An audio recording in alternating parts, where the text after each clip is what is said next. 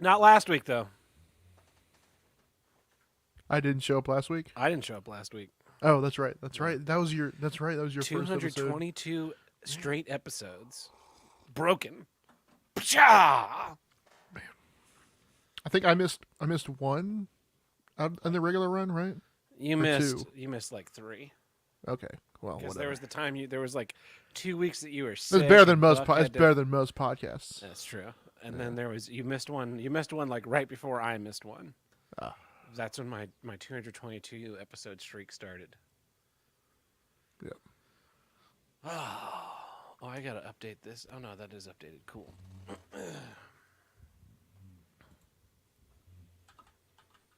This week's episode of Here's What I Don't Get is brought to you in part by Dank Kush. Dank Kush, just smoke it anywhere. People won't care what it smells like.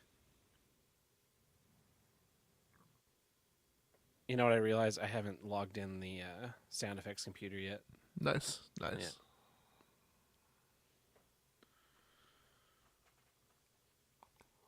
I'm all out of sorts because I was running late. I like rushed into the house. I'm jamming all the groceries in the everywhere they go.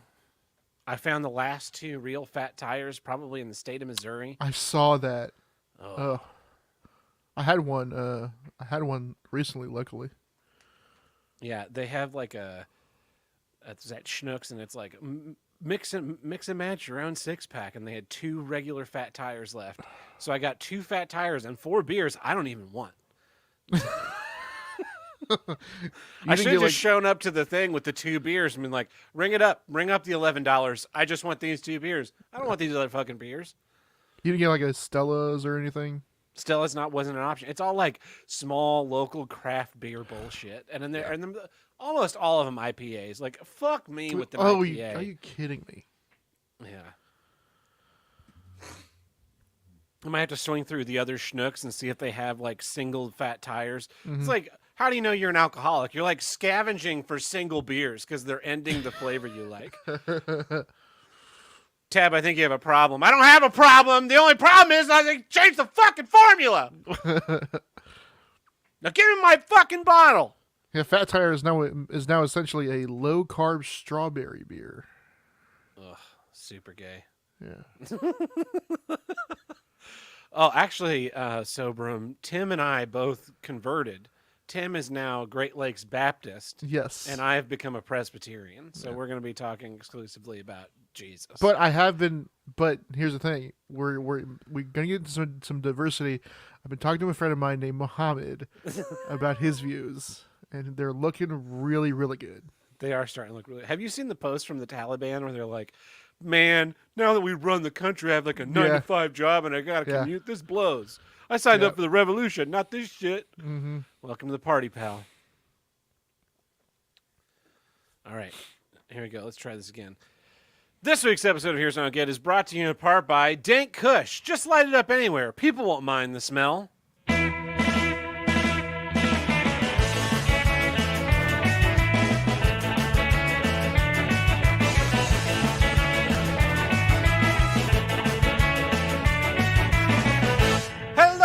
Hello and welcome back to Here's What I Don't Get. From north to south, east to west, the only intercontinental podcast to tackle all of life's toughest issues and the longest consecutively running podcast on the See You Next Tuesday podcast network.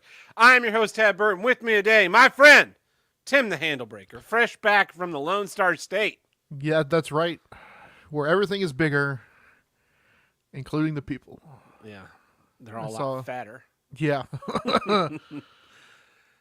How's it been, Tim? You've been out on the road. Yeah, I've been I've done a couple of shows now. Some here in town, some out on the road. And it's work.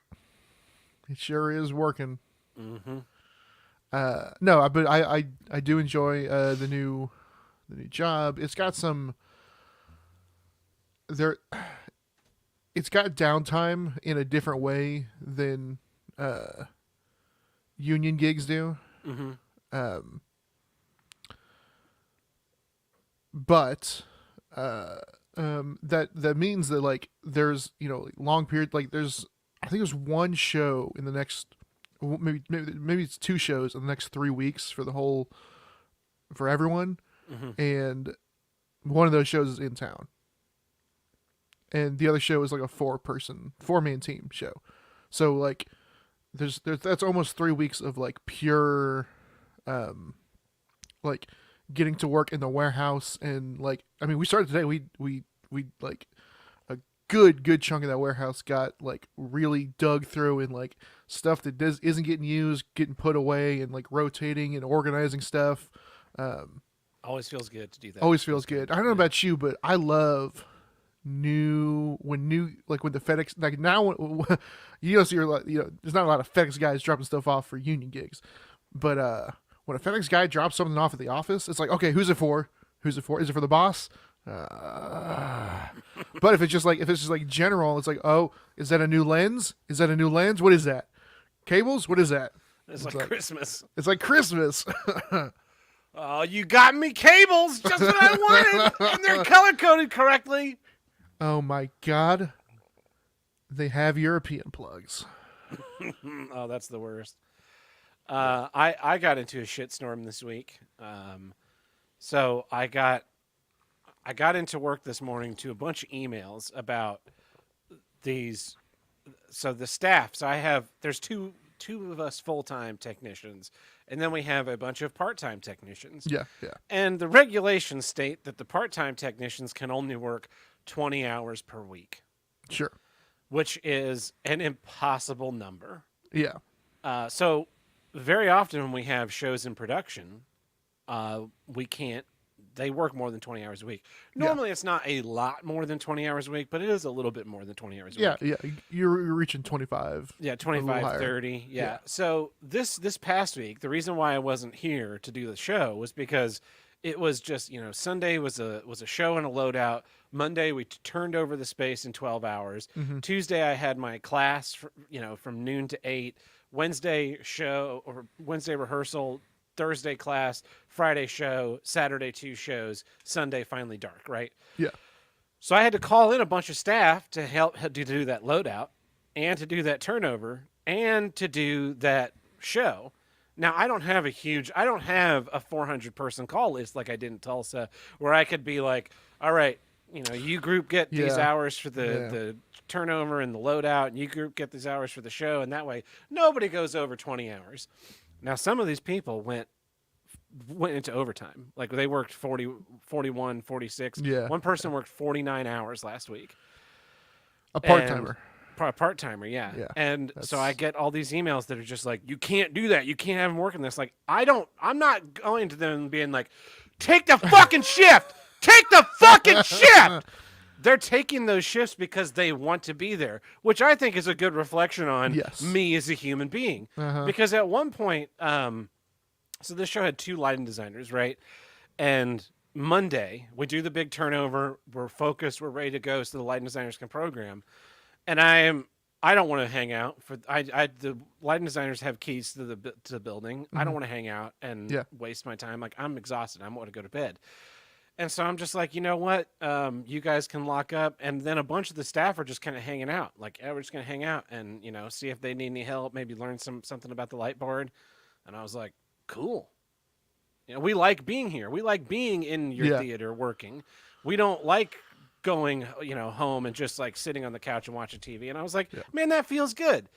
So we're not twisting their arms behind their back to do this. The only way to do these types of shows is this. So I'm answering these fucking emails. And I'm just like, what do you want from me? Don't fucking schedule a giant loadout, a turnaround, and then a 6-day show on the back of one another. How am I supposed to fucking make that feasibly possible? I worked 45 hours. Nobody gives a fuck about that. The ATD worked 45 hours. Nobody gives a fuck about that. I worked 45 hours and I didn't come to work 2 days this week. That's a lot. Yeah.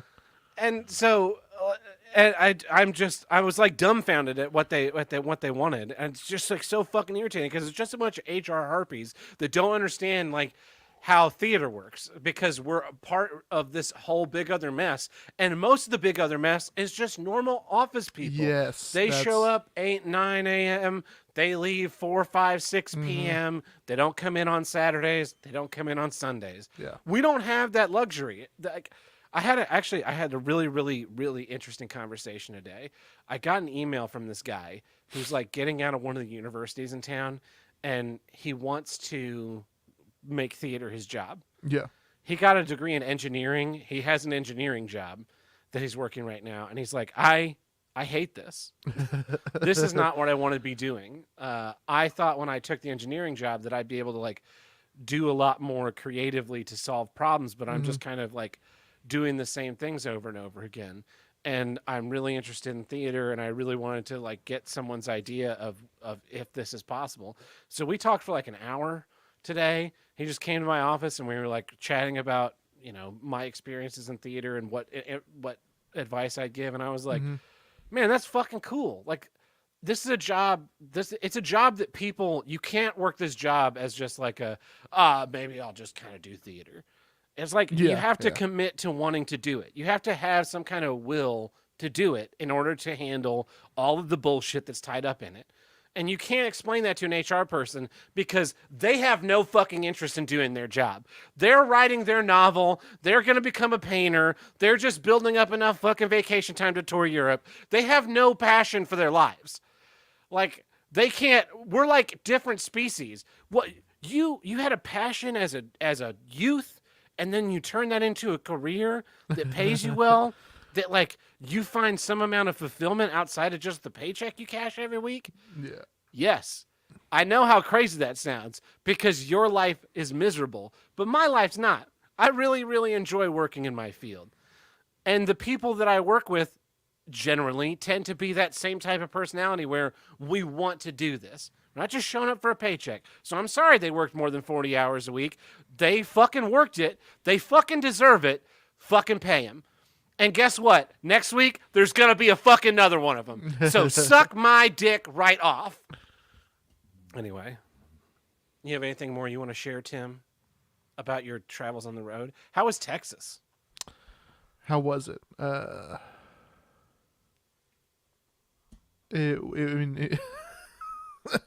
So, I someone described the place, the general area of town that we stayed at as redneck Las Vegas Strip by way of like Bush Light or something. Oh no, this is Bush Light country. That's Shiner country.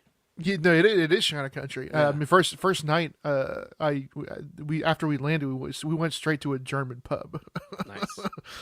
But yeah, also, I don't know if I said this last time, but that was my first flight since I was a baby.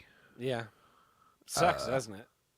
No, Oh no. I mean, in general, the whole experience, yes, but the actual like aviation part of it, pretty awesome. Okay. Like really feeling the banking in those turns, and the getting the altitude. It was giving me faux like roller coaster vibes. Yeah. I Feeling bought- those just bought- G's. I just bought my tickets for Philadelphia in April. Nice. Not looking forward to it. Not looking forward to the flying part of it. I'm not Yeah, sure I to mean- drive, but I have such a short window to get out there. Yeah. So yeah, I had to take. It was connecting flight there, connecting flight back. Wait, So- what? Yeah. Oh, you were in San Antonio, Yeah. so So, you connected through Dallas. I had to was connect thinking through it was a straight Dallas. Shot. Yeah. No, it's not a straight shot.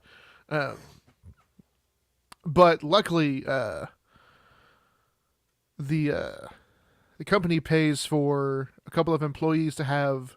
So we mostly fly American, Mhm. and so the company pays for a couple of employees to have the Admirals Club, which is their like fancy business lounge Mhm. area.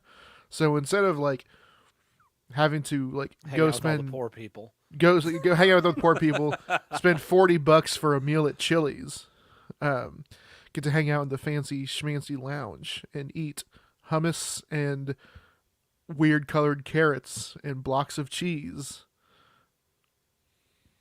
That is weird. Yeah. I hate the airport fucking like everything is 3 times the cost because they have to go through their fucking bullshit TSA stuff. Yeah, to get them in there. someone bought a bag of jelly beans. I'm talking like if you were to get it at a 8-ounce bag grocery of jelly store, beans. it's an 8-ounce pack of jelly beans. It'd be like $2.95. Yeah, It was like $8. I know. And the other thing is that they don't tell you can bring food through TSA's checkpoints. Yeah, They pretend like it's illegal. It's Mm-hmm. not illegal. it's not. So you could pack a lunch, Yes, you can. but nobody does because that would involve like planning.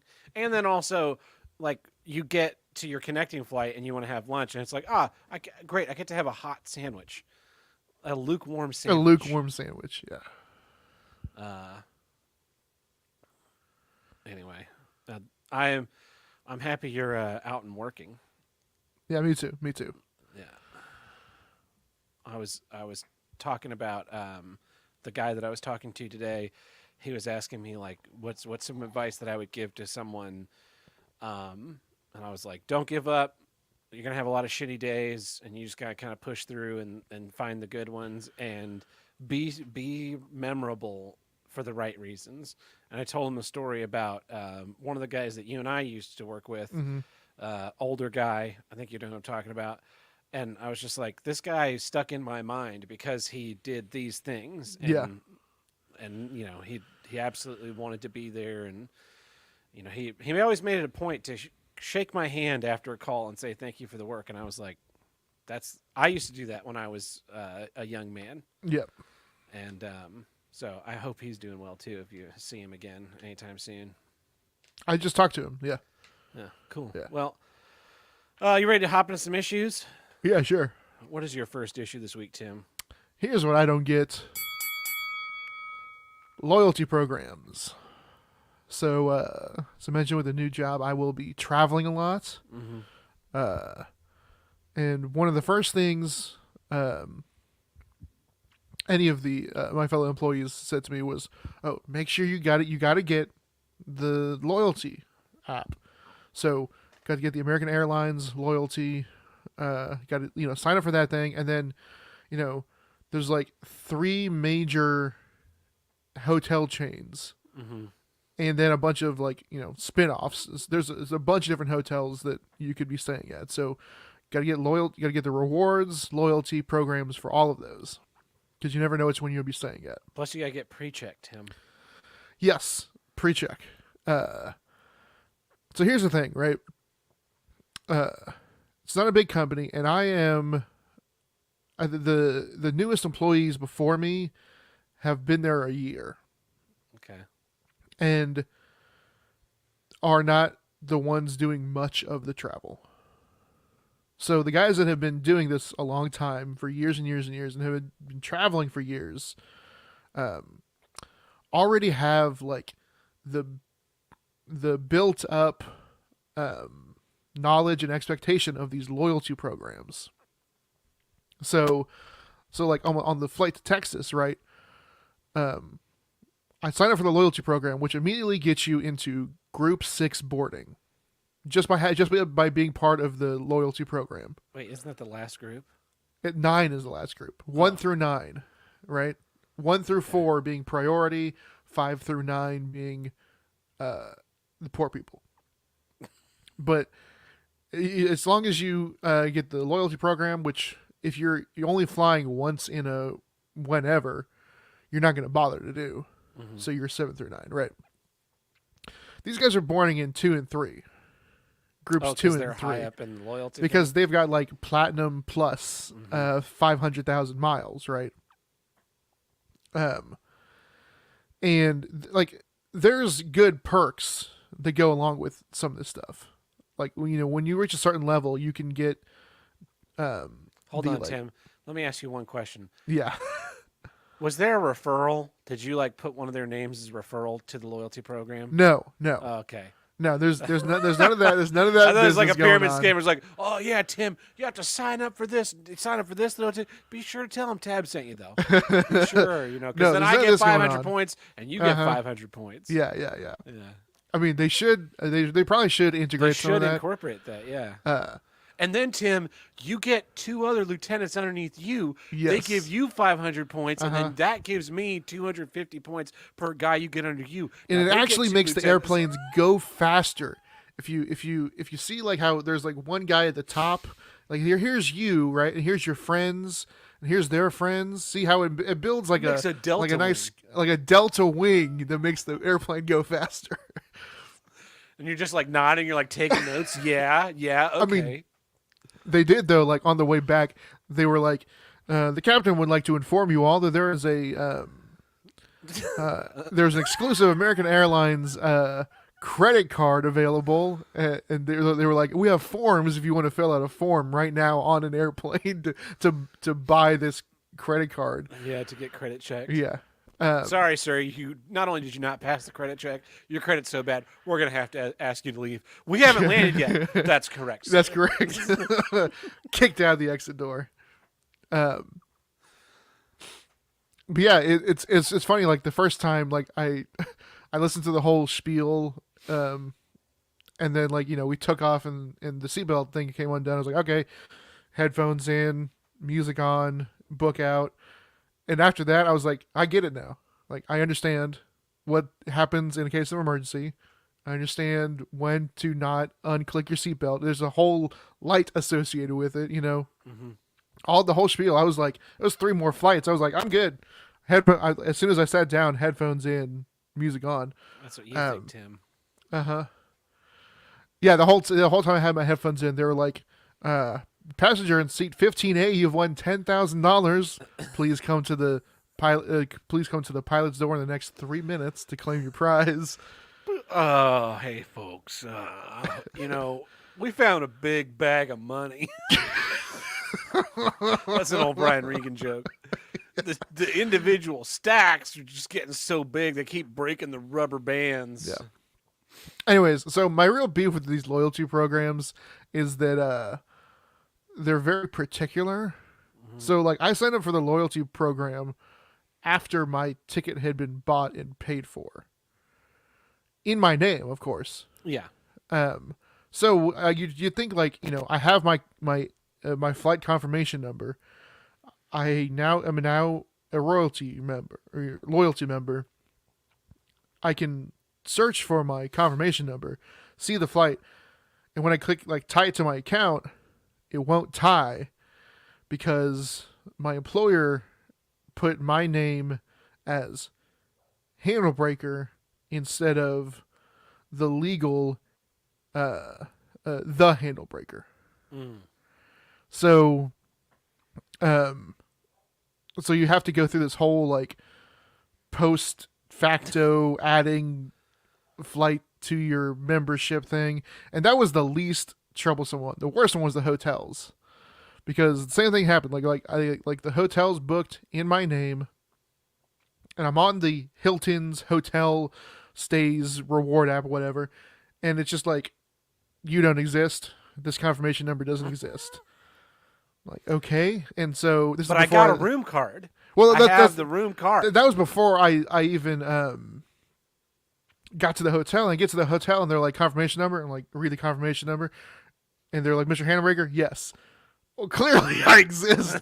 And so I think the next Mr. day I went. Handlebreaker, yes. Yeah, we don't have you booked. Yeah. But you knew my name. Yeah.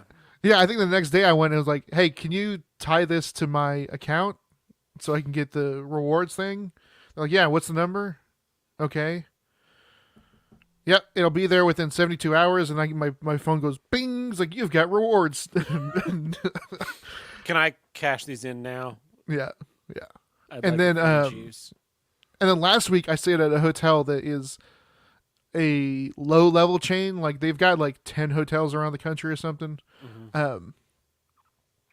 And they've got great rewards because they're like, they start you off at like gold. There's no like select and then plus and then like, silver, bronze, silver, gold, platinum, platinum plus, platinum Select plus plus. pro. Yeah, they immediately you're like, oh, you're a rewards member. You're a gold rewards member.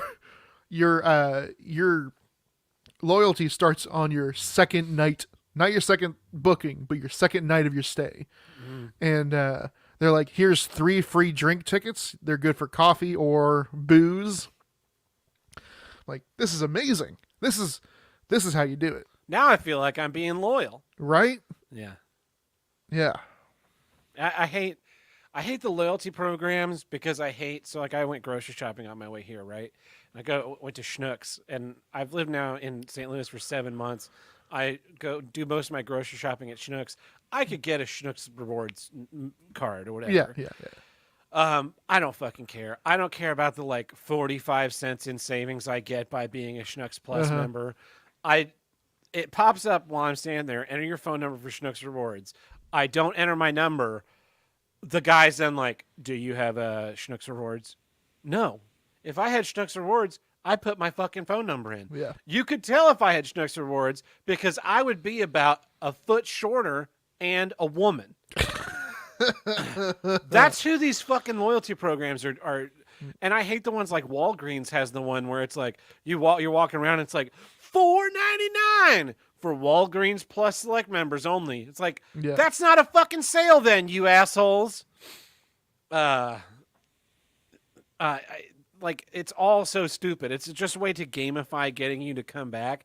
And I guess, if you're getting free drinks at your hotel stay, like that's kind of nice. But when it's just like, oh, get exclusive coupons to Schnucks members. I don't fucking use the coupons you send me in the mail. Yeah. I don't really care that much about saving 50 cents when I buy 2 $7 items that I only need one of every 6 months. Because there's always like the coupons for like toothpaste. I buy a tube of toothpaste. It lasts me, I don't even know how fucking long. And then it's empty and I'm like, well, I need another tube of toothpaste. I go buy a single tube of toothpaste and put it in my fucking bathroom for the next 6 to 8 months. Like, and so then you get these coupons and it's like, well, I better stock up. You see those like coupon moms do you remember that whole trend in the like 2010s 2012s? There was those shows on TLC. Yeah, and like women they'd rack up so many coupons and they'd be like, look, I saved $300 by buying 40,000 rolls of toilet paper. What are you gonna do with that? No idea. The worst ones were where they shopped at a specific store that would let them like not bank coupons, but like I don't know, bundle them so that like, because most coupons you're right, you look at the writing on a coupon, it's like, you can only use one coupon per purchase, or limited to yada yada yada. But they would find places that had the workarounds where they didn't have those, and so they'd do all this couponing so that they could get their whole, like either all 5 of their carts for $0 or like $10 or whatever. And if it ended up being $11.53, they would lose their minds. Yeah, it'd be a riot. Yeah. Yeah. My stepmom Like you're was doing paying that for a while. $11.53 for $700 worth of groceries, and you're throwing a fit. And then also like the real thing is that all of these never factored in was what's your time worth, right? Like you spent all this time harassing your neighbors for the weekly coupons in the mail, cutting them out, organizing by the thing, coming up with your strategy where you were going to use the rewards points you got from the last time you were here and the gift card you got from buying 10 of the same item that you didn't need to now like leverage these coupons against a bunch of other stupid shit. And then you buy, your $700 worth of groceries for $11. And then what? And then you just have a lot of groceries. Because that's the other thing. Like, I spend like $200 a month on groceries, and that's usually every 2 weeks that I'm going, and sometimes it's even 3 weeks. Yeah. Like, I would have to buy far and above my typical spending in order to save any money with these types of deals. I hate the loyalty programs too. Mr. Kill Everything pointed out because like you sign up, you got to put your fucking email in there, and then it's just nonstop emails, Nonstop. just like, hey, we have this new special. And I hate. And everything does that these days, where like you buy one thing, you have to put in your email to get like a confirmations, and it's just like Yeah. you need to buy, you need to buy, you need to buy, you need to buy, you need to buy. Like I really don't. I got No. the thing I needed from you. Yeah. That's it. That's the end of the transaction. We don't need to talk again. Yeah, if they were geared towards guys, it would be more like It would Okay, be if- like the Lego VIP program, where so the way it used to be, because they changed Yeah. it now. Now it's all kinds of bullshit. yeah. The way it used to be, you spent $1, you got a point. For every 100 points you got $5 off Yeah. your next purchase. Now you could bank those. You could have like 10,000 points. Yeah. And your points expired after like 2 years or something. Or you could go in and be like, hey, I don't want my points to expire. And they'd go, okay. And they'd like click in a deal, and then they'd like renew all your points for another 2 years. And so sometimes people would save up, they'd come in and they'd be like, they'd slap down that Millennium Falcon and they'd be like, I have 4,000 points to turn in. Like, oh man, you got this for free. How cool. And sometimes it would be like someone would just like get $5 off every time they bought, whatever. Well, then they changed it a few years ago, and they like made it a lot more womanly. Where now you get like 5 points per dollar, and there's this whole portal where you can go redeem your points. You can redeem your points for shit, or you can redeem your points for discounts, and certain discounts caught like it's not a linear progression. It's not like 100 course points not. for $5, 200 points for $10. It's like 100 points for $5. 175 points for $10. Like, well, now I need to save more points. And like, so the whole thing's fucked up. And like, I just gave up on whenever I buy from Lego directly, it's like, you earn so many points. Like, that's great. I'm never going to spend them because your portal is such a pain in the dick to get through. And I have to go redeem the points to get the discount before I fucking start the transaction. Not like the way it used to be where they'd be like, what's your VIP number, Tab? You have 400 points. Do you want to take $20 off of this? How about only $10 off of this? No problem. Clickety clackety, redeemed. Thank you, goodbye. Yeah. And now it's this whole fucking process. Like I have to go on my phone and do a bunch of shit before I buy something. It's just like, fuck you. How is this better? Who's this better not. for? It's only Yeah. better for you. And it just tricks me into thinking like, well, if I buy the Optimus Prime, I'll get an extra. That's why I've been buying my Lego sets off of Craigslist. Where, yeah, sure, they smell like weed, but And was they about- fell off a truck. 30% less, and I didn't have to swipe a rewards program card. Fucking stupid. You things. had to give him a handy. I did have to give him a handy. Yeah. I always carry a gun when I go to the Craigslist meets. Of 'cause course. I know that It's I'm a gonna Craigslist get robbed one of meetup. these days. I'm like, is this stolen? Is this Name stolen? another kind Are of you gonna meetup try where and you kill me? wouldn't carry. I don't know. Yeah, that's what I thought. Anyway, what else do you have to say about? Well, you were loyalty saying how they programs? changed. You were saying that they changed the Lego one. So, American Airlines is changing theirs Of course they- they are. as soon as I'm coming in. So, the worst part is their thing changes March 1st, not January 1st, because course January 1st is in the middle of a heavy travel period. So they want That they way don't you want get all those points built up, and then they disappear. Yeah. So theirs changes March 1st. So all the flights I'm taking before March 1st are now being like essentially negated. Because I'm not gonna because the couple of flights I'm doing won't be enough to earn silver or gold or whatever. But also they're like, we're simplifying our points so that there's no, because there used to be like miles and member points and like member plus points and miles plus miles. So like we're down to just points and miles. Each mile you do is a point. You need 10,000 points to get to the first tier. You need 15,000 points to get to the second tier. So what they're doing is they're adding a bunch of new fractional tiers in between like silver and gold and stuff. That way you'll never catch up. That way you'll never catch up, but it seems like every couple of flights you're getting a bump and it's like, oh, what do I get now?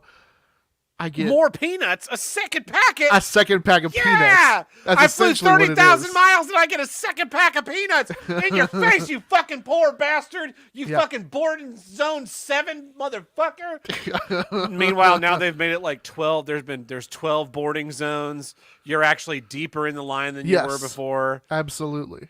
Because they didn't, like, it's still 1 through 9, but now there's also A, B, C. Uh-huh. And so you're like, you've been bumped back to 9. You Yes. just don't know it yet. AMC had a movie awards program, and when we were in high school, I was going to movies all the time. Like they were doing my favorite program a movie theater has ever done in my entire life. So they were doing like AMC classics, and I think every Yes, Thursday or they Tuesday. they still do classics, not as regularly, but yeah. Yeah, they would like put out a movie that had been in the theaters 50 years ago. So I got Yeah. to see like all the Indiana Jones movies in theaters. I got to see Star Trek II: The Wrath of Khan in theaters. Wizard of Oz in a movie theater. That was when like the movie going experience was enjoyable to me. Yes, yeah. And also because they were old movies, nobody fucking went and saw them.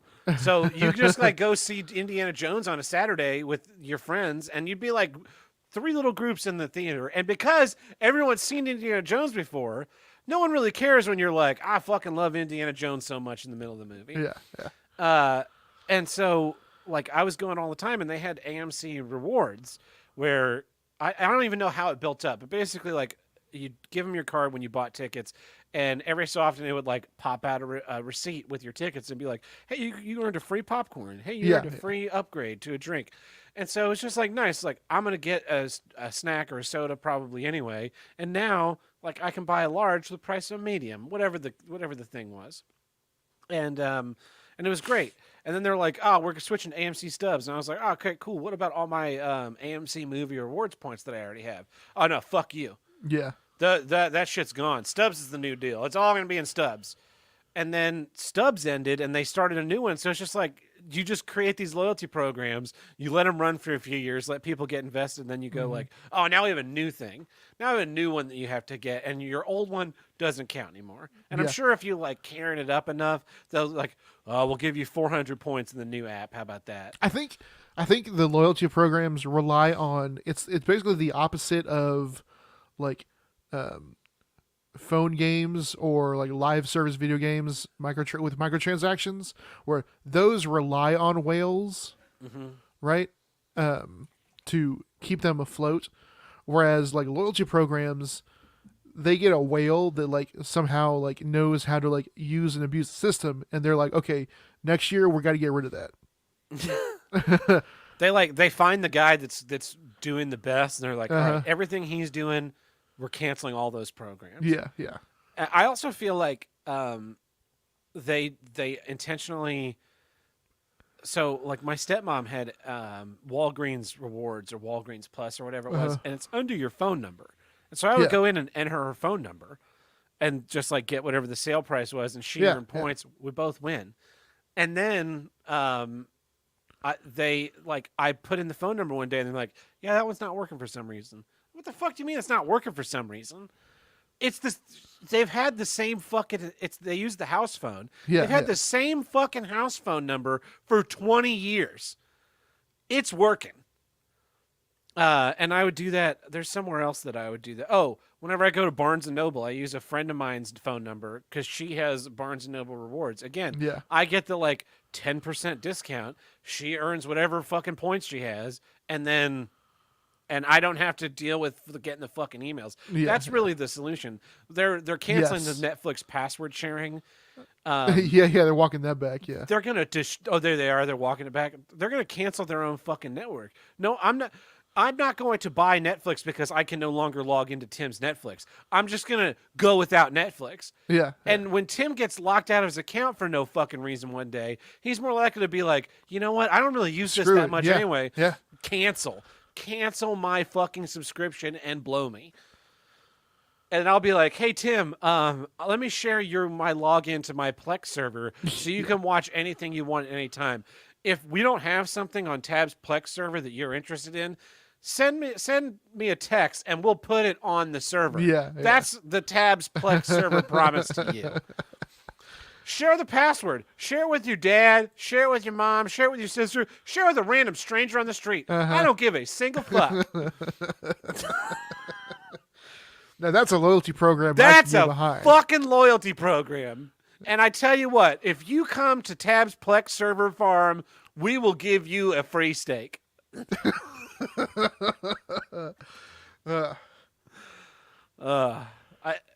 But no, it's always some fucking jerk off workaround bullshit. Do you have anything more you want to say about loyalty programs, Tim? Yeah, we're introducing Here's What I Don't Get rewards.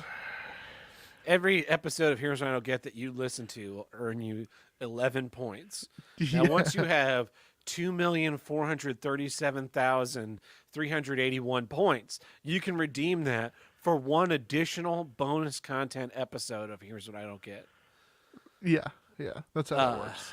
If you listen on Saturdays between 3 p.m. and 7 p.m., You get it's double points. If you listen with someone else in the car, you get triple points. Yes. But once you've hit 75 points for the week, that's it. If you call and leave a voicemail, you'll get an additional 11,000 points. Of course, only 75 of those will count per week, so you'll be back paid those other points over the course of several weeks. Yeah. Anyway, well, that brings us to the middle of our episode, which means it's time for... This episode is brought to you in part by the Riqueta News Network. Definitely not fake news. Well, Tim, what news do we have today? Our first story is that I can book great fares to Europe. I can book a trip and make new memories. American Airlines says, together with our partners at British Airways, Finnair, and Iberia, we can take you on your next trip across the pond. Explore historical sites, architectural marvels, famous museums, and savor delicious culinary offerings. Book now and beat the summer crowds with great fares to your favorite European spots. That sounds like a fucking Wheel of Fortune ad. This segment of Wheel of Fortune is brought to you by Norwegian Air. Norwegian Air. Fly the golden skies. No, that literally came Back up to you, Pat. just now. They sent me that email just now. All right, the category is before and after.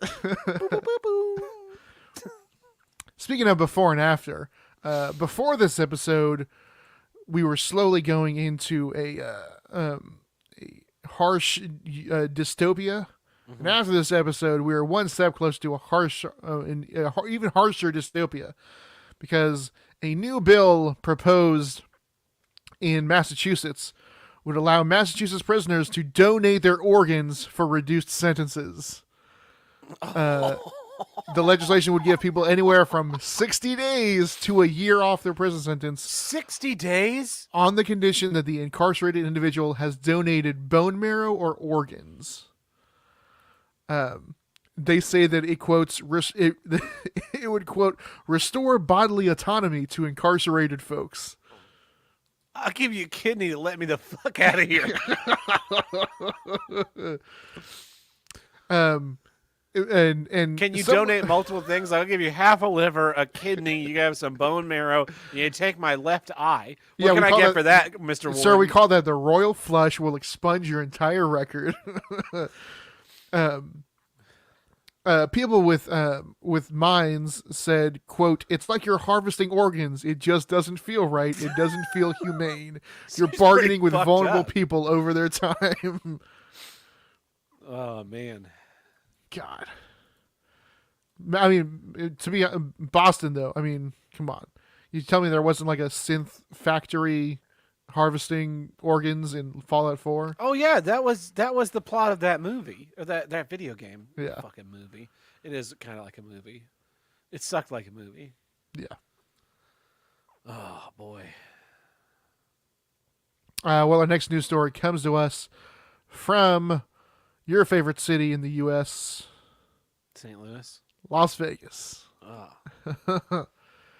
Parents in Las Vegas are still without answers nearly a week after a gastrointestinal illness outbreak affected more than 100 children at an elementary school in Las Vegas resulting in teachers lining up the affected students outside the facility as they repeatedly projectile vomited. What the fuck? It's like that movie Mafia. Yeah. They said that on January 27th, as many as many of the 130 affected students were caught projectile vomiting outside the school. They said they were offered trash cans, and then eventually they ran out of trash cans. Of course, because what school has 130 trash cans at the ready? You guys are going to have to double up on the trash cans. Mr. Weatherby, this one's really filling up.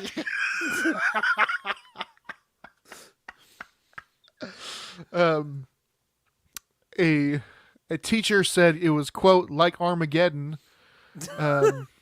A student said there was trash cans lined up and kids just throwing up everywhere. I'd be dead. I'd be fucking dead. One mother who chose not to be identified said that her daughter kept throwing up after they left. So clearly something happened in the cafeteria, right? Yeah, some kind of Epicac or something got added into the food. Clearly. Oh. I mean, it sounds like an episode, like something you'd see on an episode of Family Guy. Yeah. Like, Man, this is worse than the time that I poisoned the entire cafeteria food Or- tray. hey Stewie, come to me to 8th grade and we're pouring Ipecac into the cafeteria chili. That is a terrible Peter Griffin. That was supposed to be Chris. Oh. Yeah. I half started the not accent. Whatever. Who cares?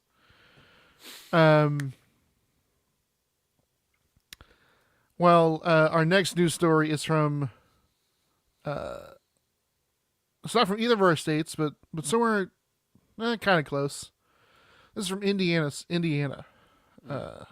And you might think about looking at jobs in Indiana after you hear this story, Tab. Okay. Because the Indiana Senate just passed a bill that would legalize throwing stars. Why wouldn't they be legal right now? They're not. Apparently, they're currently illegal in Indiana, but the bill is lifting that ban for recreational use. Do you have a license for this recreational throwing star, sir? Is this a self-defense throwing star or a recreational throwing star? My favorite part is the Senate Bill 77 actually came from a constituent who owns a putt-putt golf course called Ninja Golf. Oh, dear Lord. This is a quote from one of the senators. Nearly everyone I spoke with said, hey, look, if we can throw axes, we can certainly throw throwing stars. So Though- anyway, I was in my home minding my own business, throwing my recreational throwing stars. A man kicked in the back door, and I inadvertently threw my recreational throwing star, hitting him right in the jugular, killing him nearly instantly. Yeah. Yeah, you're going to jail, sir. Yeah. That was a self-defense throwing star, not a recreational throwing star. Some Should have grabbed a gun like everybody else. Yeah. There are opponents, though, to the bill. They say that additional safety measures need to be considered since a throwing star is different from a throwing axe. The co-owner of a local axe throwing place in Indianapolis said, quote, it's a double-edged sword, and here's where I have to butt in. No, it's a throwing star. He says that throwing star blades can get bent and hooked over, increasing someone's odds of getting cut. I would say, quote, I would say that the easiest way for that to have any kind of solution is to require a layered Kevlar glove to be worn when they're throwing any object like a throwing star. The bill does include some restrictions. Star throwing would only be permitted at certain businesses, and children ages 12 to 17 could only throw stars with a parent's written permission. So you have to go sign a thing for your son to go. Hey, throw Mom, throwing stars with his weed can you sign friends. this field trip paper? Yeah, we're going to we're going to a science place called Throwing Stars. It's like it's a planetarium. You've never heard of it. I know. It's fine. Don't worry about it, Mom. Oh man, what a weird thing to have be illegal. Right?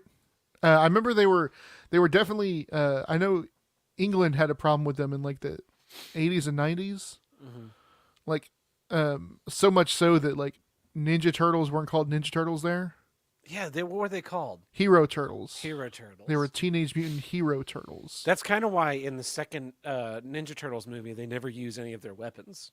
Yes, same Yeah. thing. They had to go in and redo the cartoon. They had to like apparently like Mikey's size were okay, and Leonardo's swords were fine. Donatello had a bow staff that was fine, but the nunchucks were too The much. nunchucks were the objection. And so Donnie had like a weird grappling hook thing that they replaced it with. What was the weapon that Daredevil had? What was that called? Oh, it's a billy club. They give him one of those. No, because he also had a grappling hook mode. Yeah. Anyway, Anyways. well, do we have any more news, Tim? Yeah, we've got one last one here.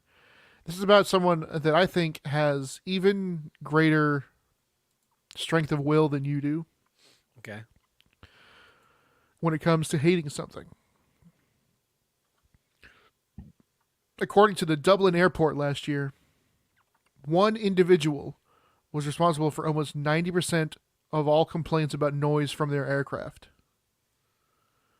The serial complainant, who had been reporting claims of excessive noise from aircraft taking off and landing at the airport on almost a daily basis since 2019, in 2022 lodged a total of 23,431 complaints, Holy shit. which is a daily average of over 64. What do you get a life? What are you doing with your life? In 1 month alone, July, they made 2,616 complaints, which was the highest daily average of any month for them, which was 84. Holy shit. This person made a daily average of 84 separate noise complaints about the airport they live next to. Yeah, you need to move, man. I think that's like, you ever seen one of those videos from it's like a YouTube video from a actual crazy person Yes.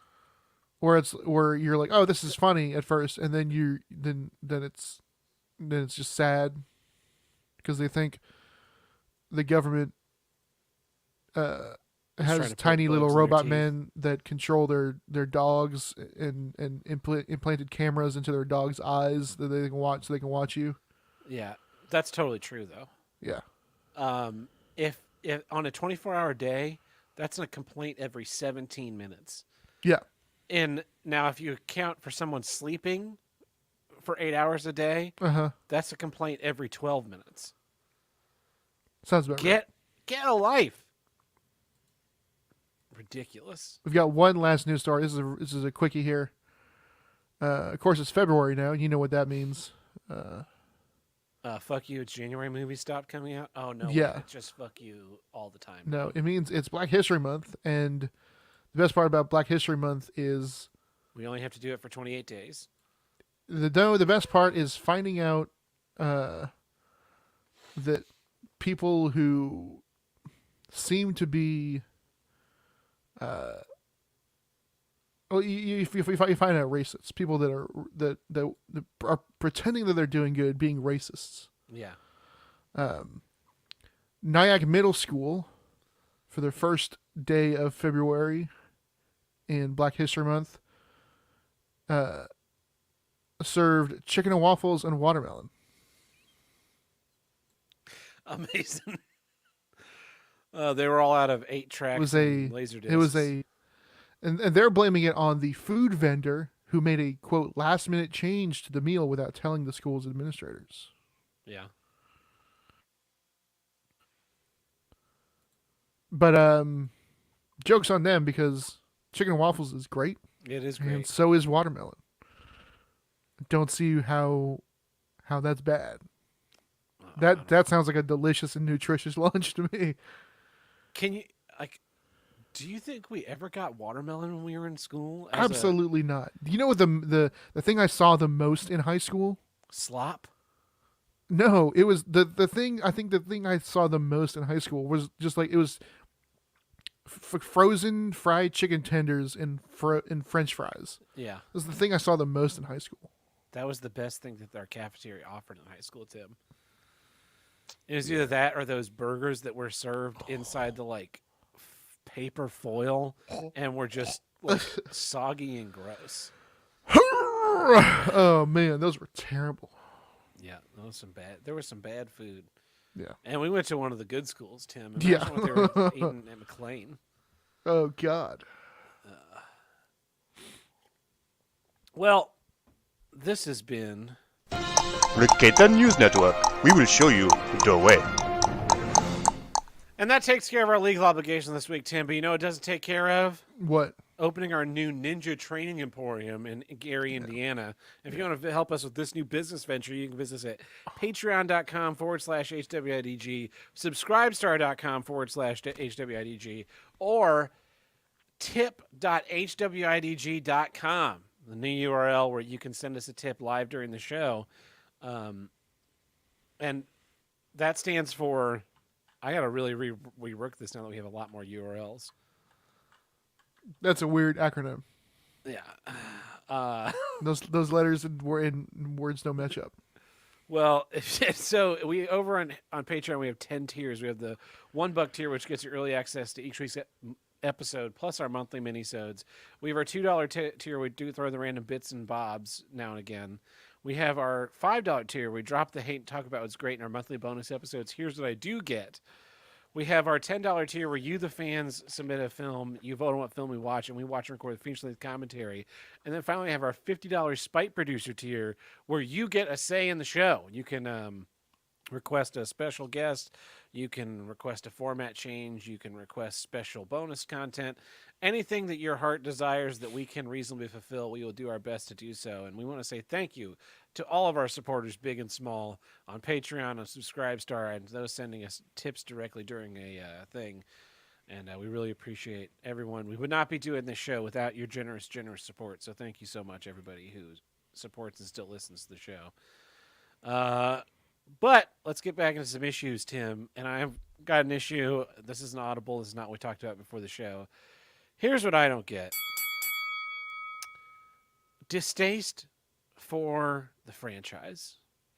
So, actually, I'm going to rephrase this as I'm going to call it fan baiting.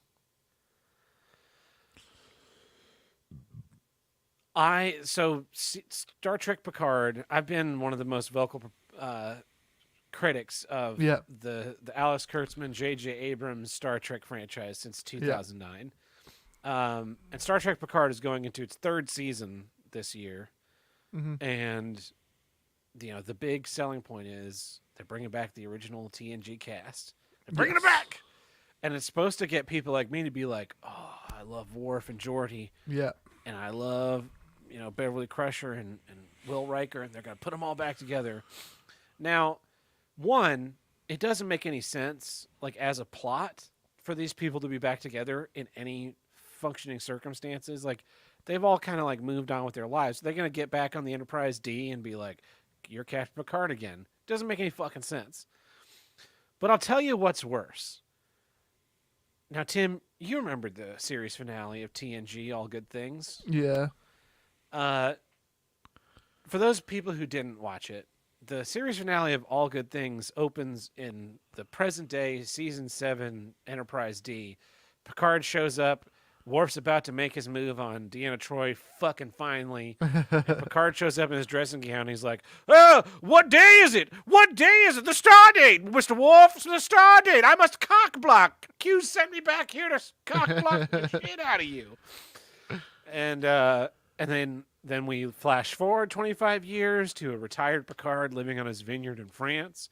We flash back 7 years to the encounter at Farpoint, and we learn that there is this big temporal anomaly that's going to destroy not just Earth, but the entire universe as we know it. And there's only one man that can stop this. And with his time jumping shenanigans, that's right, our friend, Jean-Luc Picard. Now, this is a great, great episode of Star Trek, and it's better than probably all of the subsequent Star Trek films. It's, you know what? I'll say this. It might be better than all of the Star Trek that comes after it. Voyager, the end of Deep Space Nine, Enterprise, all of it. It's a great episode. Really nicely ties that whole series up into a little thing. Picard finally learns something over he's finally arced his entire series to become a better captain. And it's just a great episode. I love it. Now, they have this unprecedented opportunity with this choice to create, bring this cast back together. Most of the time, a show ends, and that's it. Sometimes they make a movie. Sometimes they make a couple of movies. But most of the time, everybody kind of goes on their separate ways. Some series, they write people out, and you just never see them again. People go their separate ways. They go into their own projects. They'll be at a big fan meetup. There'll be a 25th anniversary special where they'll get them on a panel, and they're like, "Oh, what did you think about your seasons of being on Here's What I Don't Get now that it's turned into a multi-billion-dollar podcast rival Joe Rogan?" And you're like, "Well, back then we were just two simple men, recording in Tab's little tiny house," and that kind of shit, right? But they got the entire cast back together. They got them acting together, and it's been a little more than 25 years since the end of TNG. To me, this is a golden opportunity to reshoot all of the 25 years later footage from fucking All Good Things, and then re-release that shit out on the internet. I would forgive everything that they have done to this point if they did that. And I would not only would I forgive, I would subscribe to CBS All Access for 1 month and watch that one episode on their platform. Then I would buy, I would watch, I would cancel, and then I would torrent it to keep it forever. Yeah. But I would give them the $10 or $12, whatever it costs per month. I guess it's Paramount Plus now, not CBS All Access. Whatever that costs to watch that one episode, to reward them for doing something where they care about the fans. But they're not going to do that. That's the thing that I would do as a fan of Star Trek to fan bait. They want me to bring me in. They want me to watch this shit that has nothing to do with this franchise that I actually care about. Yeah. It's it'd be like them bringing out all my grandparents, right? That are all dead and stringing them up like marionettes. And they're kind of like, "Oh, Tab, come spend time with your grandfather." Like, "Grandfather, you've been dead for fucking 20 years. What the hell is happening?" Like, "No, it's me. I was just, hiding out in the Orient or some shit." Come with me. We'll burn all your Legos together. You love burning Legos, right? "You're not my real grandpa." And so they're just gonna fucking march this around, and they just all the marketing is just all of their names. Yes. Yeah. And they even brought back Brent Spiner, who they've explicitly killed. They've explicitly killed Brent Spiner's characters so many times in this franchise. Yeah. The whole end of the first season, Picard was like, "We gotta kill Data," and then they're like, Again, because he died, but now he has to die in our show so that you'll feel something. And now they're like, "Well, now he's Lore. Why does Lore look like an old man?" Stop asking stupid questions. It's so fucking, because they could rebuild those sets of the Enterprise D. Imagine this, Tim. Right? They rebuild those sets of the Enterprise D. They shoot just those bits from All Good Things that are in the future, and then they take those sets of the Enterprise D, and they go put them out on tour. You'd pay $25 to go fucking sit in the captain's chair. Absolutely. Yeah, absolutely. Oh, Star Trek the Tour. So Star Trek: The Experience was a thing in Las Vegas in like the late '90s, early 2000s. I think it shut down around 2004, 2005, something like that. And like when it first opened, it was just you beamed aboard the bridge of the Enterprise D. You got to like take your picture in the captain's chair, wander around, push the consoles, and then you went to fucking Deep Space Nine and started drinking. And then they like added more and more experiences, like a shuttle flight. They had a Borg encounter, like a Klingon deal, and that came and went. But now I think we're seeing, so for the longest time, TOS merchandise has been the big seller. That's what people want to buy. And I think the reason for that is that like the old school TOS fans are the people who have a lot more disposable income. Yeah. But now TNG, people like me who grew up watching TNG, we're getting into that disposable income phase. Yeah. And TNG is starting to overtake TOS as like a beloved franchise. People will watch that show and be like, this is great. I love it. They're rediscovering it and streaming the way people rediscovered the original series in syndication back in the day. Mm-hmm. And so I think that there's like a golden era to be had of redoing the TNG stuff. And evidently Paramount Plus does too. That's why they're marching out all the fucking actors. It's so infuriating to see them just like blow this all away. And it's also infuriating because so many people are going to fall for it. They're going to be like, oh, well, no, season 2, I have a coworker who Hey, I was going to say the exact same thing. he's been trying to watch season 2 Picard since it came out, and he just falls asleep. He just falls asleep and loses interest because it's such not a good show. Because it's a show about nothing. Yeah. No, And- I have a new coworker, and I think sometime last week it was they brought up Star Trek, and it was like he's like, I'm so excited for season 3 of Picard. I was just like, he's like, season 1, I love season 1 was so good, and season 2 was not as good, but it's still pretty good. And I was like, He's retarded. how? This is a person that actually enjoys and likes this show. You got to get him on the show. I want to sit down with this How? person and discuss what he likes about that show. As soon as he said, I was like, don't even get me started. Like I earnestly want to know what someone that likes Picard, like what did you see that you liked? What was good there? I And was like, just want I was like, all I'm going to say is I saw the first episode and I knew. I mean, I watched all. I told him I was like, I watched all of it, but it was during the watching the first episode I knew this was going to be terrible, and it was. yeah, it absolutely was. The whole concept of it is laughable. laughable. Yeah. Well, the fact that it had no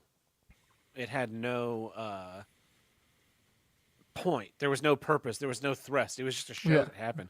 And like, I cannot believe we continue to fucking fall for this shit. Yes, they're King of the Hill. They're like, King of the Hill's coming back. King of the Hill's coming back. Oh It's yeah, like, that's right. I looked up the guy that's writing it. He wrote for Big Bang Theory. I was like, oh no, I don't remember his name. Yikes. But I was just, it's like, Mike Judge is gonna be back. These voice actors are gonna be back. These other creative people. It's like, yeah, and then guy you've never heard of. Oh, so guy I've never heard of is spearheading Is in this. charge. Yeah. And all these people are just being paid their like money to show up and go like, I only did this because these girls are funny. You know, the Bill Murray thing. Oh yeah, Ghostbusters. Yeah. Yeah, I just lose more and more faith in humanity every day. The more they push this shit out, and people are still excited about it. Even something that was like good. And that's the thing. I can't even think about a franchise that has gone untouched at this point. Like, can you think of a franchise that hasn't been just like pillaged for all of its nostalgia that there could possibly be? No, because a franchise is either not popular enough for it to be pillaged, or if it is popular enough, it's been pillaged. Yeah. Or it's too young to have been pillaged. I mean, I think we're probably going to see, like, in the next 5 or 10 years, a Harry Potter spin-off Oh, sure. that is written by somebody else. I'm sure they're gonna Rings of Power it. Yeah, to boot J.K. Rowling out of there. And so I see, like, I'll be in a conversation. They'll be like, you know what? I wish that they would make. Well, they a already TV show. did that. They did the Fantastic Beasts trilogy. Yeah, that died though because of Amber Heard. It died because they were terrible. Well, that too. The I was in some Discord. I don't know what we were talking about, what the property was, but they're just like, I wish they'd make this into a movie. And I was like, why? I pray for you that your beloved franchise never gets found by Hollywood. Yeah. Because if it does, they will take it. They will boil out everything about it that makes it unique and interesting. They will homogenize it to appeal to the widest possible audience. And then they will rape it to death in front of you and put it out. And when you don't like it, they will tear you to pieces about it. It's happened with fucking everything. Yeah, I'm trying funny enough, the finale of this show being the most fucking watched thing ever. I can't believe they haven't pillaged MASH. Yeah. I was thinking that too recently. I've been watching MASH and I was like, I'm really surprised they haven't like tried to make a new MASH set in Afghanistan or the first Gulf War and try and because MASH has like it's social satire of the era about the Vietnam War and stuff. Yes. And like why hasn't that been brought back yet? And but when did MASH end? 1970. No, it'd been 1980 something. Early 80s, right? Yeah. But when did it first start airing? It was 11. It was on for 11 years. The finale ran in 1983, so it started in 1972. 72. Okay. So yeah. So like a 10 years later thing would be too late. Yeah. Which we're way past that for like Iraq and Afghanistan. But MASH was set in the Korean War, which is 20 years prior. Oh, that's right. It was Korean War. It wasn't Vietnam. Yeah, it was during Vietnam. It started during Vietnam. The show started during Vietnam, but it's Yeah. about Korea. But That's it's right. about Korea. Yeah. So you could make it now. Oh, It yeah, could I be guess- about yeah. Afghanistan, Yeah. And I don't think that there's like the level of casualties they had like in Korea, but none of that matters. But while Larry Gelbart handled those first 5-6 seasons where Larry Gelbart was still, that's like a very different show from the later seasons. It becomes more of a dramedy. Yeah. And as much as like I disagree with some of the politics of the show and Alan Alda as a human being, I still watch that show and enjoy it and like look past the message and look at the humor. I'm like you said, I'm shocked they haven't done it now and made it just awful. I'm honestly shocked they haven't. Like I was thinking about this, they should do a MASH, but set during the Dominion War in Star Trek. Yeah. Mobile Army Surgical Ship. Or mobile Army Surgical Hospital Ship MASHes. MASHes. Yeah. Yeah. There was one that I had forgotten had gotten pillaged, and it's something that I hold near to my heart. It's just an old. It's not even really a franchise. It's just an old show, but it came to my mind because it was mentioned I was watching an episode of Psych, and they mentioned the show Chips. Yeah, they made that movie. They made a. I was like, that's right. They rebooted Chips into a movie, like 10 years ago or something. Yeah, 21 Jump Street. I mean, they that was a big trend. But that's been a trend for yeah, forever. it was Because Harrison Ford's The Fugitive is based on a TV show from the 60s. the 70s, Equalizer, whatever. The Equalizer. Yeah. which now they've turned it back into a TV show. Uh-huh.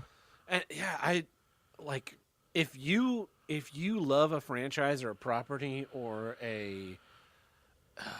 any kind of media, you should hope that it never gets translated to another form of media because the people that will do it hate you. They hate you for enjoying something, and so they'll bleed all of the charm out of it. Like even this Last of Us TV show, Yeah. like The Last of Us 2 that already went super woke, and they like, we gotta go past that now. Like, they keep hiring people that don't like the source material to make these things. And like Mindy Kaling's Velma that you can't stop fucking hearing about. Yeah. And it's just like, why didn't you just make a new thing? Well, we can't make new things. I have to like, it's not like, we watch bad movies on movie night, and there's a difference between a bad movie that's made poorly and what they do now, where it's like, it's not just good enough for me to make a TV show and fail on my own merits. I have to like tear down your idols, Something else with and then it. stand atop it and set myself ablaze Yeah. to where like there will be nothing left. I'm waiting for El Kabong to get a fucking cartoon reboot where he's a woman horse with hitting people with a guitar. You know, they're starting to they've really like scooped all the cream of famous content off the top, and now they're just gonna keep digging. Oh, that reminds me of something that, like, I was so surprised. There was a movie that came out last year, I think, an animated kids movie about a dog that knows kung fu. And I'm watching the trailer in the theaters, and I'm like, are they making a remember Hong this. Kong Phooey movie? And it I think somehow wasn't.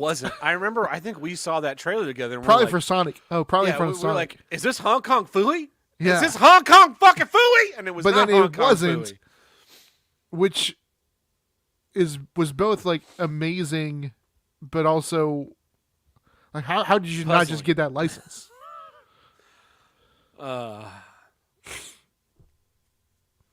Yeah, I'm aside as soon as you start to have creatives leave, like John Wick 4 is coming out next month. Yeah, I'm very much looking forward to John Wick 4. is it next month? It's fucking next month. It's like Man. 7 weeks away, Tim. Is it really? Yeah, I haven't March- seen like a lot of like. I haven't either, but we're not like connected to the internet of stuff. So I guess and I also kind of feel like it doesn't need an advertising campaign. no. It could like I'm really tired of movie trailers where they give away too much. Like, just give me a movie trailer. Just Keanu Reeves. He's like sitting in a nice, fine armchair, and he's like John Wick 4, March 23rd, 2023. Yeah. And then it's just like John Wick 4, and that date again. And I'd be like, I'm sold. I'll watch it. I fucking watch John Wick 4, 5, 6, 7, 8, 9, and 10 as long as Chad Stahelski's still directing it and John Wick and fucking Keanu Reeves is starring in it. As soon as you upset that balance, not fucking interested anymore. I need to see what city I'm gonna be in then. I gotta fucking find a movie theater in this area that I want to go to.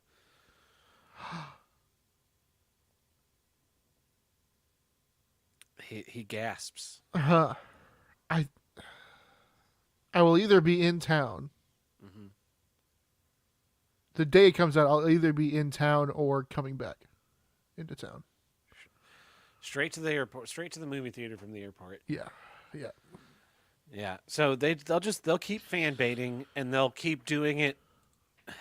Like, they're gonna bring back all these characters from TNG, and Worf's now a pacifist, which I will say, I think the concept of Worf as a pacifist is an interesting concept for the character. Yeah, me too. However, I don't think they'll do it well. Absolutely not. He's gonna pull out that sword and like decapitate some people, like 7 episodes in.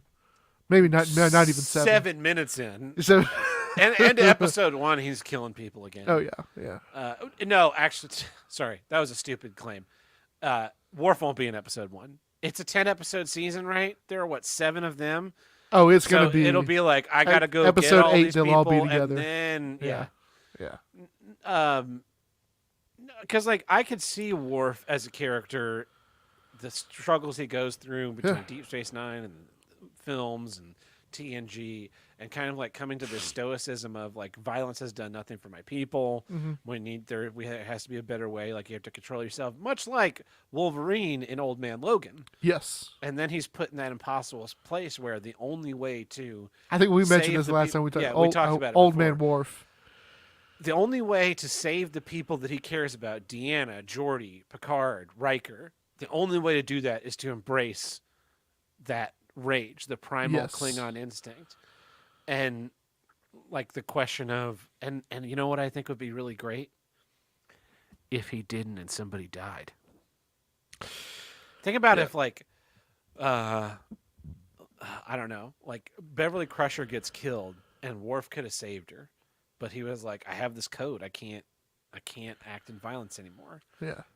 And like that would be you know what that would be, Tim? What? That'd be Star Trek. It would. Yeah. You know what would be even more Star Trek was if the way she died was she took an empty 50-gallon barrel to the back. No, Worf no longer embraces violence, but he does like have a big shelf full of 50-gallon barrels, and he kind of jiggles the bottom, and they'll fall on you and just kill. He's just like 50-gallon barrel. He's rigged them all so barrel. that they won't kill anyone. They will only paralyze them from the waist down. And then out of the 50-gallon barrel, right? It touches you and it samples your DNA, and then out of it comes a little boy version of yourself that's immensely annoying. That you then have to like save face in front of. Yeah. There's some kind of alien mind probe that he discovered. Like, I think there are interesting stories that could be told with these characters still. I just don't think these people are going to do a good job. No. Because they're not good. They're not good at storytelling. Not just not good at Star Trek. They're not good at storytelling. Like, fundamentally, the writers of Hollywood today cannot tell a coherent story to save their fucking lives. Yeah. Like, all of these shows, all of these movies, it's just white noise of shit. Because there are 50 people sitting in the boardroom, all trying to get their ideas in the script. There's no focus. There's no singular vision. There's nothing there of substance either. And so they're just going to pillage these things and then try and sell it to you by being like, look, we brought back Worf. Remember Worf? Don't you love Worf? Remember Geordi? Don't you love Geordi? He's married to Leia Brahms now. Remember Leia Brahms? Remember Lore? Remember fucking Moriarty for some fucking reason? Why is Moriarty back? Because I watched that episode and that actor was available. That was the one episode of Star Trek I've seen. Yeah. Yeah. So you just got to go. Like I said, you just have to hope that whatever show you like that was canceled, Firefly being canceled, best thing that could have happened to it. Yeah. Except now they're rebooting. Except now they're fucking bringing it back. Yeah. If you love a thing, just hope that it never gets found again. Your little niche anime manga, no. They should not be allowed to make it. I never want to see them reboot Rhinestone. Never. Never. No. I'm good with the one movie. It's perfect. I'll leave it untouched. Because otherwise you'll end up with something like fucking Forrest Gump 2. Like the Karate Kid. You know, they took the Karate Kid, they turned into Cobra Kai. First season, really good. Really nice story. Nice, tight, simple story. It was really, really well done. And then they did season 2, and it was like, okay, you know. And now they did season 4. I think they're doing a season 5. It's like, fucking end it already. Fucking ban karate from the valley. That's the solution to all of these fucking problems.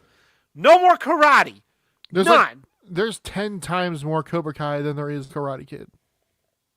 Do you ever think about that? Yeah.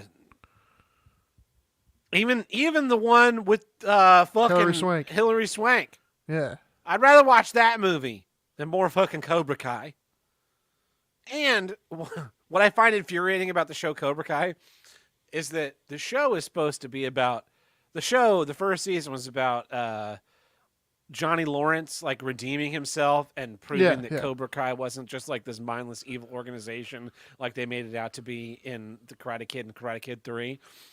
And then in fucking the TV show, they did that for one season. And they're like, yeah, but what if Cobra Kai was just like mindless evil bad guys? And now they lose every fucking fight that they're in. And it's like, they're the titular characters of the show. fucking infuriating. Just let it die. Just no more Terminator movies. I don't care how many fucking Terminator movies you make where it's like, James Cameron's back and he says this is the best Terminator since Terminator 2. They brought back Arnold. They brought back the guy that got grabbed by the head and then Arnold was going to shoot him. Remember that guy? He's in this movie now too. Can't bring back Dr. Silverman though. He just died. Who else is in this movie now? Remember Enrique? We're making a whole spin-off series about Enrique. Well, not really about Enrique. It's about Enrique's daughter. Yeah. Who is now the new savior of the planet. We're making a movie about, you remember Miles Bennett Dyson's kid? His kid. Well, shit, he was in Genesis. Damn it. Who else? Was in his that kid movie? his kid was in Genesis? Yeah, his kid's running Cyberdyne in Genesis. Oh. You don't remember that? I Of course you don't. don't. It was a bad movie.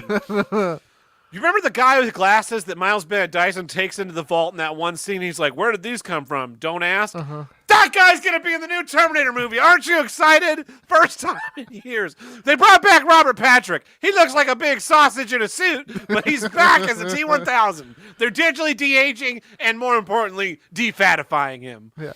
Next summer, Terminator presents Cyberdyne Systems Security Team.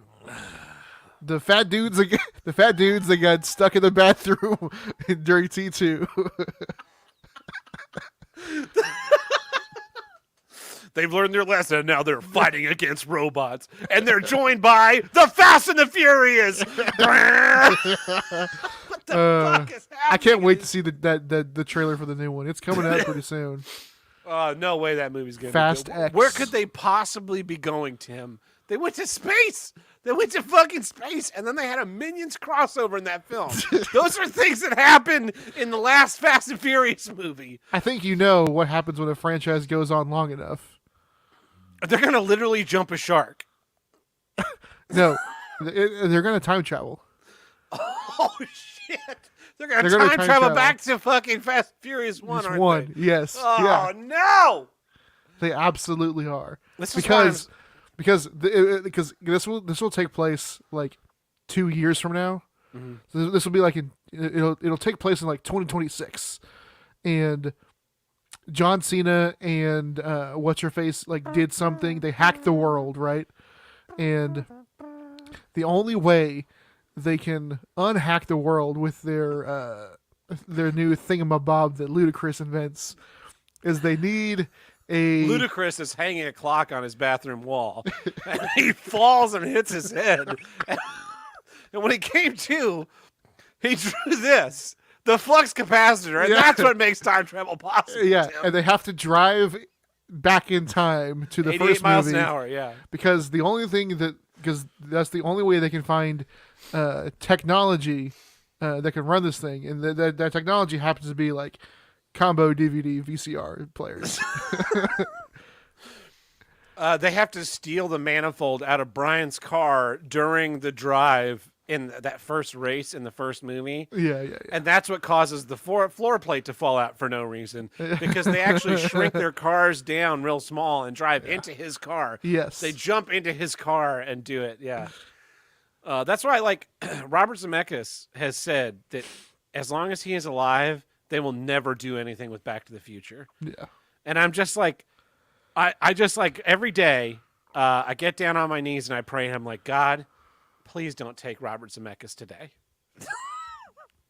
Please keep him alive for another 100 years, just so they can never reboot fucking Back to the Future with Marty McFly's daughter. Please. What if I told you 5 years ago that we watched The Matrix 4 and it had Keanu Reeves and Yeah. Carrie-Anne Moss and that's it. But they were in it and it was god awful. Not like 5 years ago? not like the way Matrix 3 was bad. But like on an even worse scale where it's like it was a Netflix movie. Yeah.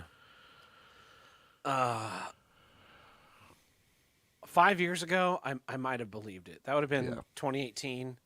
10 years ago, 10 years ago. 2013, I would Yeah. have been like, "Oh, we're gonna get a Matrix 4? Dope." Are they gonna like explain why that last movie sucked? Oh No. no, No. no, No, no, no, no, no, no, no, no, no, no, no, no, no, no, no, no. You're mistaken. You've misunderstood. Yeah. Yeah, man. Just like everything. I love that the Mike's the Classic thing. It was like, Mike, how do you feel about having your favorite franchise grow old enough to watch Destroy Before You? Feels great. I mean, it's just like it feels like the next thing is going to be. I saw this funny post. It was like everyone's family had that one VHS that they had for some reason that they just watched over and over and over again because that's what was available. Like they're gonna go back and start rebooting those movies that nobody Great. fucking cares about and Great.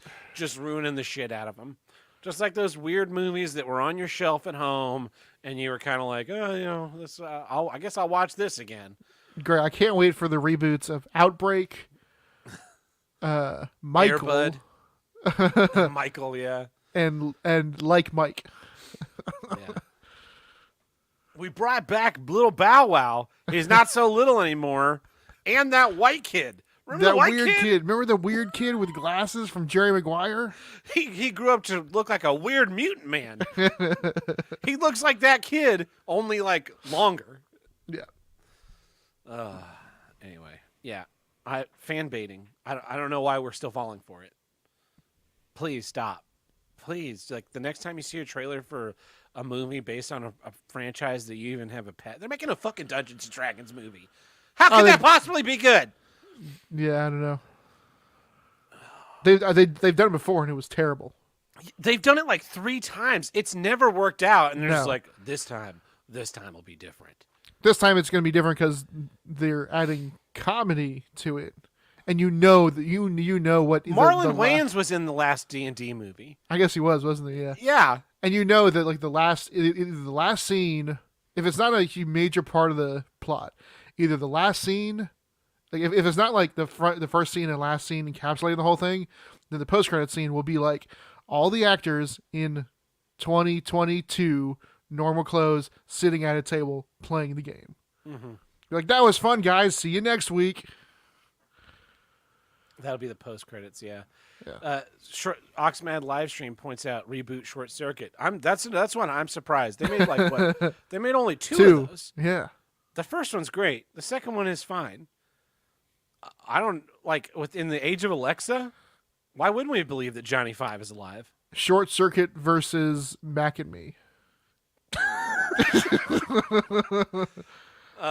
So They Short never Circuit made versus ET2. McEnroe. They never made ET2. Can you Not believe yet. that? Steven Spielberg dies. That movie's coming out. That movie is not good. AT's gonna be. Wait, there is an ET2. No. I Oh. meant ET. I don't like Yeah, that I movie. didn't really cared for it. Yeah. AT's not gonna be a puppet. He's gonna be like a CGI CG nightmare. guy. Yeah. They're gonna bring back Elliot. They'll bring back Drew Barrymore. It'll be their kids. Their they will kids. have forgotten that they're brother and sister. AT will come back and he'll be like Elliot, and then they'll like have some dumbass adventure, and then but with their kids, and they'll be all girls. It'll be all Yeah. girls. Yeah. Drew Barrymore will be in blackface, and it'll just be not good. Schindler's List too. We're gonna make one of those. I already saw the best version of that movie, and that was Schindler's Fist. the porno. Yeah. Now this time Schindler is like so the end of Schindler's List, right? He leaves on the train, and actually this is perfect for Liam Neeson's career now because he just makes those like boomer shooter movies. Yeah. What's the term? It's boomer shooter, right? No, that's a video. That's a video game term. That's what Red Letter Media was talking about with Bruce Willis, but he makes these movies where it's just like a man with a dark history has a thing happen, and now he must go on a rampage against those people that have wronged his family. Yeah. So it'll be Schindler's List 2. You know, the end of the movie, he gets on the train and he's like, I could have saved 5 more people with this pen. Please forgive me. I could have saved all the Jews. This time, like, the train pulls away, train comes back, and he's just gonna be like fucking strapped, just like just mowing down Nazis like a single man, and then he will literally march into Hitler's bunker and snap his neck, and that'll be the end of the movie. Schindler's List 2. Gandhi 2 doesn't seem so stupid and ludicrous anymore. No, it doesn't. Conan the Librarian, completely plausible. Don't you understand the Dewey Decimal System? Schindler's List 2, checking it twice. That's the fucking movie. That's the It's title. also a Christmas. It's also a Christmas. It's movie. also a Christmas movie. He's gonna team up with Santa Claus. Yeah.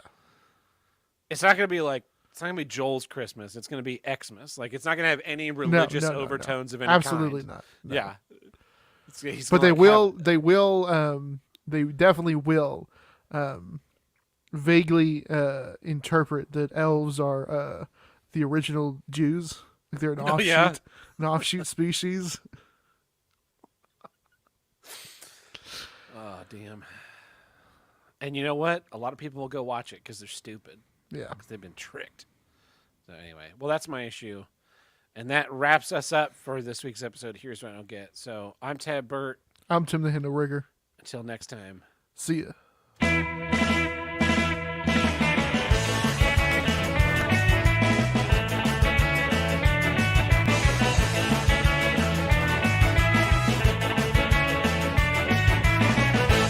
If you want to call into the Here's What I Get hotline, call us at 704-750-9434 and tell us what you don't get. Or you can visit us in the Discord under the voicemail hotline. I think Buck left us one there.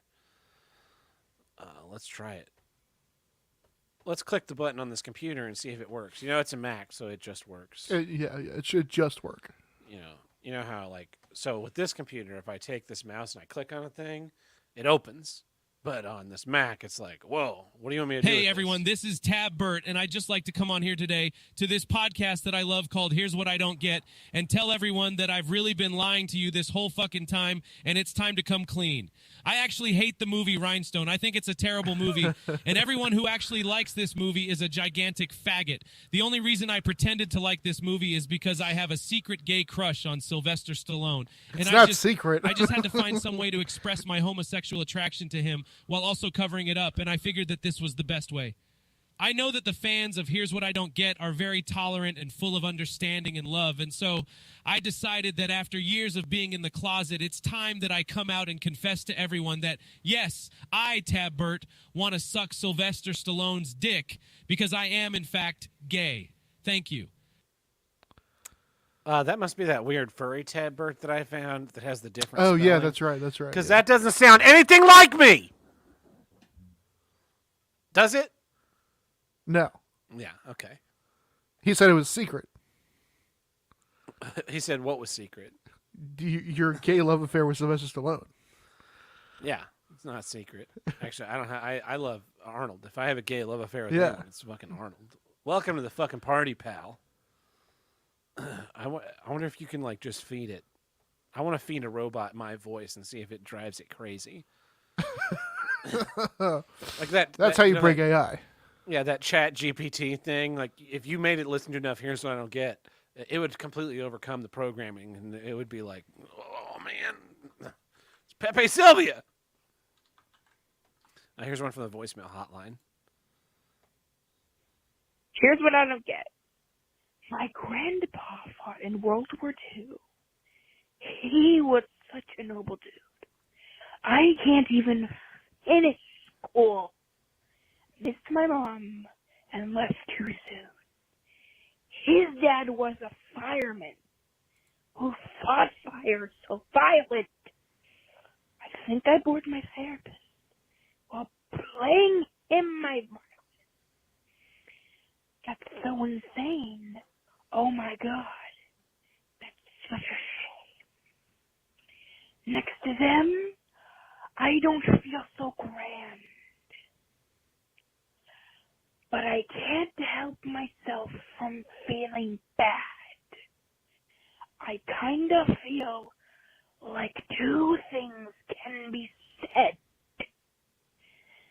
The world's smallest violin This is just gonna really go on for needs 3 an minutes. audience.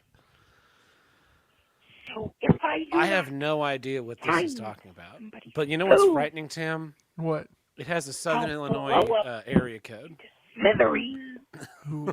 you, my tiny symphony, I'll be right back. I'm gonna go get my let shotgun. me play my violin for Oh, you, man.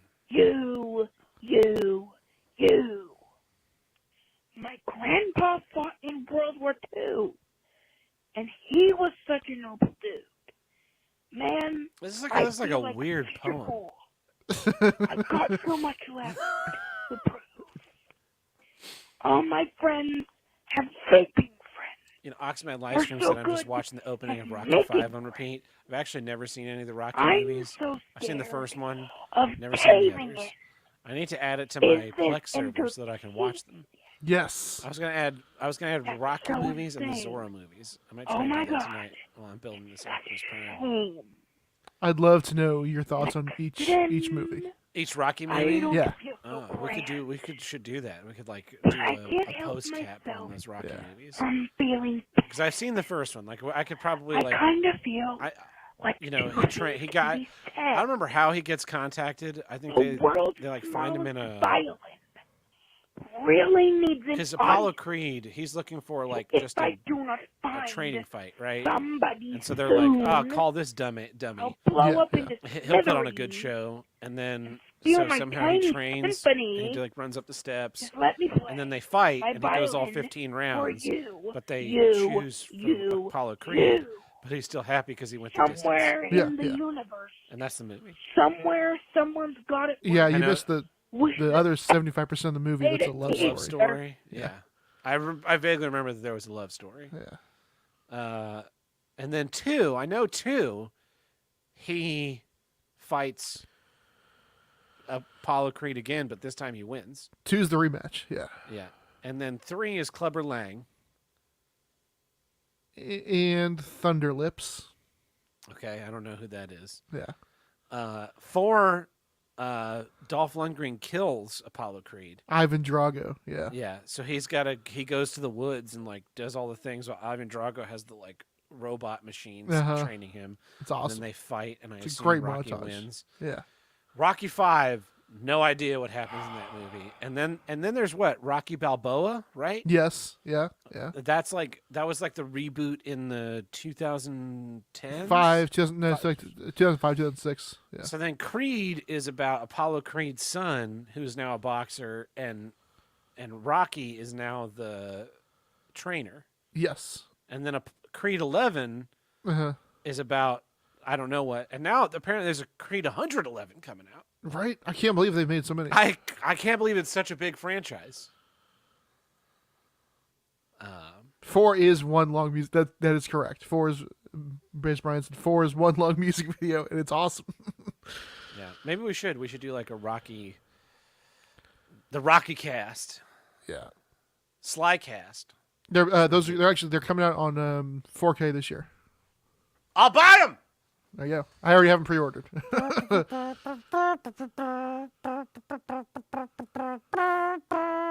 Yeah. And now we just got canceled from YouTube because you can't hum. Yeah, Rocky the Knockout Collection comes out in a couple weeks. Is it 1 through 5 plus Balboa? No, it's 1 through 4. What the fuck? What the fuck is with these incomplete box sets? There are 5 fucking movies. Hold on. Put all 5 Make it- fucking make it- movies in the fucking box set. There's 6 movies. They fucking did this with Star Trek. Yeah, we're Yeah. releasing Star Trek 1 through 3. Well, fucking what about 4, 5, and 6? That's going to be another box set later. Fuck you. Mm-hmm. Anyway, well, that's it. Those are our voicemails. That's our show. That was not my voice in that AI. Try again you sure? next time, Buck. You sure?